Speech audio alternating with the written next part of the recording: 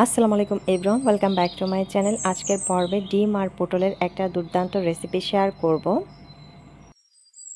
আর এই রেসিপিটা ভাত ও রুটির সাথে একেবারে জমে যাবে। তো চলুন শুরু করা যাক। এটা আমি কিভাবে তৈরি করছি দেখে নিন। রেসিপিটা তৈরি করার জন্য এখানে 4টা পটল আর একটি ডিম নিয়েছি। এখন পটলের খোসাগুলোকে খুব ভালো করে ছাড়িয়ে নিব। পটলের খোসা আমি খুব ভালো করে ছাড়িয়ে ধুয়ে নিয়েছি। এখন একটা ছুরির সাহায্যে এটাকে পাতলা স্লাইস করে কেটে নিচ্ছি। তো একটু পাতলা স্লাইস করে কেটে নেব, খুব বেশি পাতলা করার প্রয়োজন নেই, আবার খুব বেশি মোটা করেও কাটবো না, ঠিক এভাবে কেটে নিচ্ছি। তো এভাবে সবগুলো পটলই আমি কেটে নিয়েছি। আর পটলের বিচিগুলো কিন্তু কচি আছে, তো চেষ্টা করবেন কচি দেখে পটলটা নিয়ে নিতে। এখন এখানে একটা মিক্সিং বোল নিয়েছি আর এখানে একটা ডিম ভেঙে নিচ্ছি। তো এখানে পটলের পরিমাণ কম দেখে একটি ডিম নিয়েছি। পটলের পরিমাণ যদি একটু বেশি হয় সেক্ষেত্রে কিন্তু এখানে 2টো ডিম দিতে হবে। এখন চুলায় একটা ফ্রাই প্যানে আমি ধুয়ে রাখা পটলগুলো দিয়ে নিয়েছি। এরপর বাকি মশলাগুলো এক এক করে দিয়ে দিচ্ছি। তো প্রথমে এখানে স্বাদ অনুযায়ী লবণ দিয়ে নিয়েছি।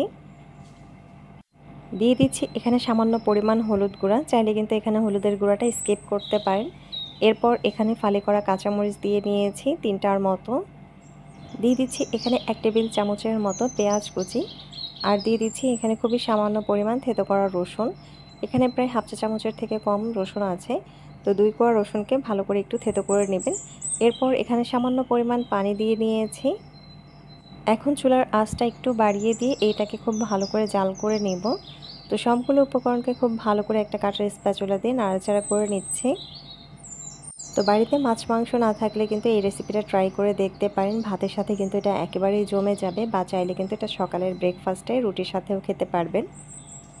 তো মশলাগুলো আমি পটলের সাথে খুব ভালো করে মিশিয়ে নিয়েছি। এ পর্যায়ে চাইলে কিন্তু ঢাকনা দিয়ে ঢেকে এটাকে জাল করে সিদ্ধ করে নিতে পারেন। তবে আমি ঢাকনা ছাড়াই এটাকে খুব ভালো করে নাড়াচাড়া করে সিদ্ধ করে নিচ্ছি। তো পটলগুলো যেহেতু কচি, তাই খুব কম সময়ের ভেতরে দেখবেন যে এটা সিদ্ধ হয়ে যাবে। তো পটল থেকে অনেকটা পানি ছেড়েছে। এখন খুব ভালো করে নাড়াচাড়া করে পটলটা সিদ্ধ করে নেব, আর এই পানিটা খুব ভালো করে টানিয়ে নেব। তো বেশ কিছুক্ষণের মতো একটু নাড়াচাড়া করে পটলটা ভালো করে সিদ্ধ করে নিয়েছি। তো দেখুন এর পানিটা কিন্তু খুব ভালো করে টানিয়ে নিয়েছি। এই পর্যায়ে পটলগুলো খুব ভালো করে সিদ্ধ হয়ে গেছে। এখন চুলা থেকে এটাকে নামিয়ে নিচ্ছি। এখন একই ফ্রাই প্যানে এখানে আমি দিয়ে দিচ্ছি সরিষার তেল। আপনারা চাইলে কিন্তু সরিষার তেলের পরিবর্তে সয়াবিন তেলও ব্যবহার করতে পারবেন। তেলটা হালকা গরম হয়ে এলে এখানে ডিমটা ছেড়ে দিয়েছি। আর ডিমের উপরে সামান্য পরিমাণ লবণ ছিটিয়ে দিচ্ছি।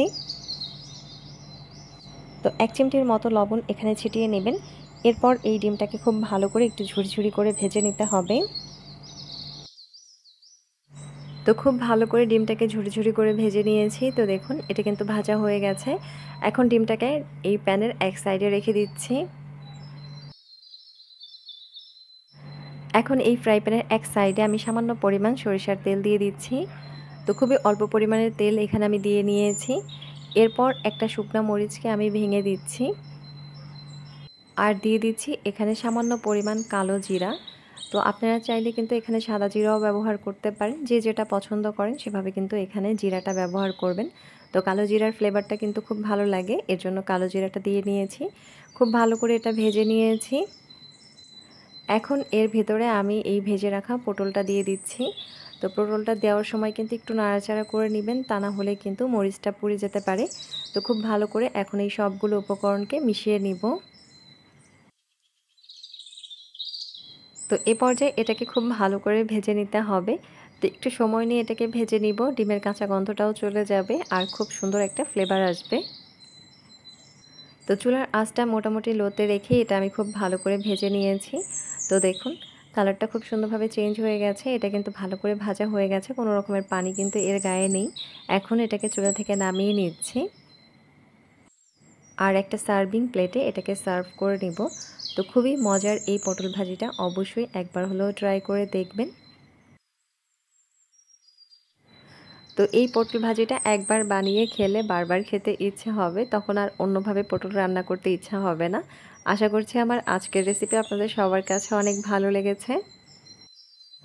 আজকের রেসিপি এই পর্যন্তই। ভালো লাগলে অবশ্যই একটা লাইক দিবেন, কমেন্ট করে জানাবেন কেমন হয়েছে।